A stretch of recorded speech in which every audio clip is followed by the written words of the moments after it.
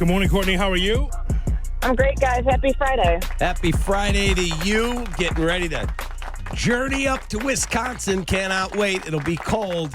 I have to ask you, in the open that we play for you, which is so well done by Jay Moore, it says you have to temper expectations as a Bears fan. And when that was recorded, that was a legitimate comment.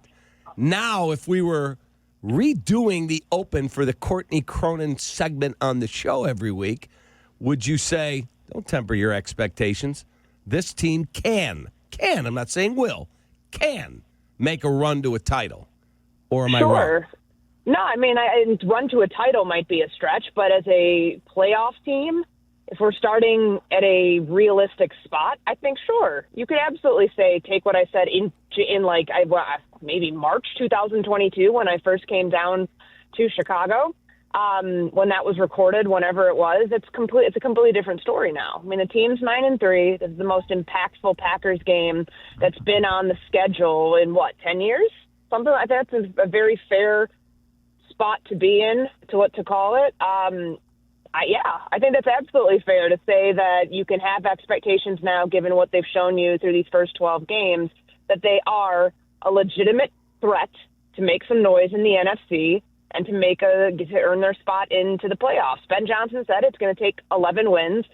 If you can't find 2 more wins on the schedule after everything they've already done to get to this point, I think that would, be somewhat of an eyebrow raiser. But they go into this Packers game not favored, but not out of this at all by any stretch. Hoodrow, would you say the most impactful game the Bears have played against the Packers? 2018, they won the division. Mitchell Trubisky, a quarterback, beat Aaron Rodgers 24-17. Mm-hmm. But that Packer team fired Mike McCarthy in season. Yeah. They finished 5-9-1 or whatever it was at that point.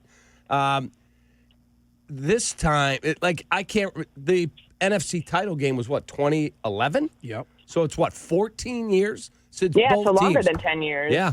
You know what's interesting? So, I was talking with your guy, Kevin Byard, Cap, and the stat that is so staggering, think about it, there's 210 total meetings between these two teams. 208 of those have happened in the regular season.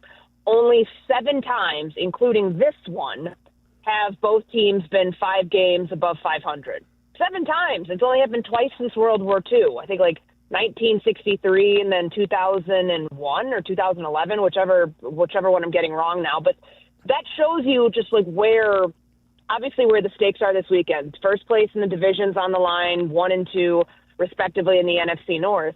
But most times this has been lopsided to where one team's experiencing a lot of success, the other not so much. So to see both teams coming in where they are in the NFC hierarchy right now, but also what's at stake for the next 4 games. They play each other twice in 13 days.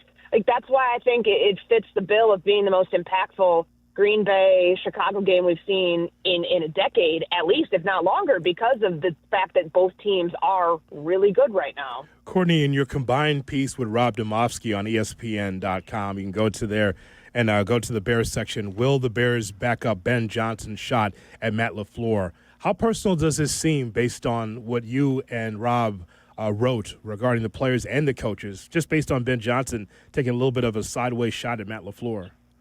First off, I like that he did that. I thought that was, it woke everybody in the room up. People were obviously fired up at Hallis Hall that day when he was hired, but I thought it was an interesting comment because he doesn't know him that well. According to LaFleur too, they don't really have much of a relationship. He was caught off guard by that comment, but I think what that did injected life into this rivalry, but also set the tone for the type of swagger this team was going to have this year. And it was Tom Thayer. I talked to him yesterday for the story. Just somebody who's been a part of these Bears-Packers rivalries when it looked different.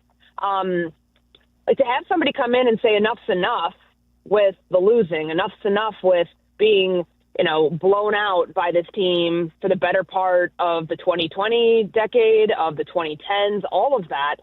Ben took that personally. And I think for his players, for his coaches to know that you have to make him right, you have to back him up, they bought into that. That's culture, that's belief, that's something that he's building. And I think Well, that comment isn't exactly like a rallying cry this week. It's not like it's being, I don't know. I thought it would have been played a lot more on national airwaves going into this game. I don't know. Maybe people forgot that he said it. But it does bring you back to a different time where they hadn't proven anything yet Ben Johnson had the confidence in himself to foreshadow what this team could do and how he would be coaching this team and the type of attitude this team would have with him as the head coach. And so far, he's lived up to it. Yesterday, Micah Parsons told the Green Bay media he hates the Chicago Bears and he feels that they have disrespected the Green Bay Packers. I don't know how that is possible, but it sounded preposterous. Even on a Sportsman, like all three of them are like, Micah, what are you talking about? Chris Canty was like, what the hell are you talking about? What do you think? I heard that, and I was like, at first I was like, did he feel disrespected because they weren't willing to give up multiple first-round picks to trade for him? I mean, obviously he wanted to go to the Packers. I thought it had something to do with the offseason. I had no clue what he meant when he was talking about the rivalry because they haven't disrespected the Packers. They've lost more times in the last 2 decades than they've won to this team. So not entirely sure what he meant by that. I mean, he just got there, so maybe it was just fodder, bulletin board material, saying something to get a rise out of Bears fans. But I didn't – like – what Chicago did up there in January, going in, winning that game, breaking halting the losing streak that had extended all the way back to 2016. The last one win up there was 2015. I thought that was a good sign for the future. Obviously, the carryover effect, you can argue whether that's real or not because it was the end of last season. This is a different team. But I think that that was a wake-up call that this Bears team is going to be around, that they're not just going to go away, that they're going to get better, and they have. So I don't know if that's the disrespect. I'm like you guys. I was kind of confused by why he said that. What's the latest on the injury report? So yesterday there was no Rome Odunze at practice, no Tyreek Stevenson, and no Ruben Hippolyte. Looking at this point with one practice left, like all three of those guys will either be, doubtful or DNP. Rome has that foot injury, and he's had it throughout the season. It's something that's kind of been nagging. We'll see if he's able to get out there and do any work today. But if none of them are out there, then you know how that's probably going to go. The good sign is Kyle Monungai, coming off the 130-yard rushing performance, was out there in limited fashion yesterday. So imagine he'll be ramping himself into being able to play on Sunday because they're going to need him. They're going to need to run the ball. And against the Packers run game, to have TJ Edwards and Noah Sewell, and certainly the prospect of Edwards getting ready to play, looks a lot better than it did earlier in the week, looks a lot better than it did weeks ago when he wasn't out there. That's a good sign. So they're getting healthier on defense, but the Stevenson one looks like a second straight game that he will not be out there. The Odunze injury, on the field or in the locker room? He's the one who punched the hole in the wall? Is that what you're saying? Or in the ceiling? Is that what you're saying? I wonder. That's the report. That's what I've seen that. No, I mean, that one happened on the field. He's talked about it, that it's something he's had to work through this season. And like heel foot, like it's been something he's played through.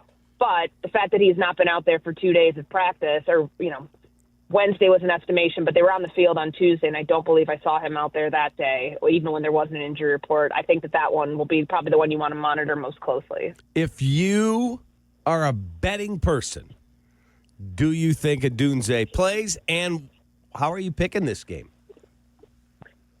If he's not out there today, no, I don't think he plays.